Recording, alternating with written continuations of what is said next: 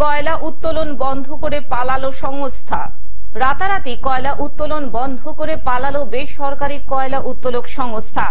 আর তার জেরে ইসিএল এর আসানসোলের সালানপুর এরিয়ার অন্তর্গত মোহনপুর খোলামুখ খনিতে বিক্ষোভ দেখালো কর্মীরা। জানা গিয়েছে শুক্রবার রাতারাতি ওই কয়লা খনির বেসরকারি কয়লা উত্তোলনকারী সংস্থা পালিয়ে যায় বলে অভিযোগ।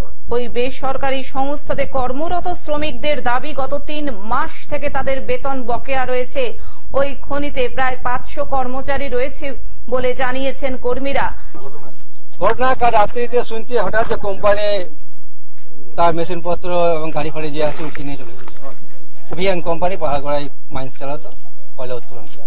তাদের দাবি, এইভাবে রাতারাতি বেসরকারি কয়লা উত্তোলন সংস্থা পালিয়ে যাওয়ার ফলে বিপাকে পড়ল কর্মীরা।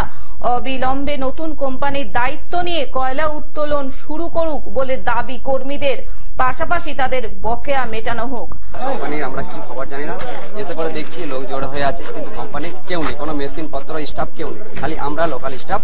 কোম্পানির যে স্টাফ ছিল তারাও ধাও, কোনো কৈফিয়ত নেই। ফোন করছি, ফোনে কোনো মাধ্যমে যোগাযোগ করা যাচ্ছে না। আমরা চাইছি যে আমাদের এই কোম্পানি চলে যাচ্ছে, এরপর আমাদের ভবিষ্যতে কি হবে। আসানসোল থেকে সৌমিত্র গাঙ্গুলির রিপোর্ট, গ্লোব নিউজ। এখন থেকে গ্লোব টিভি দেখুন আপনার স্মার্টফোনেও।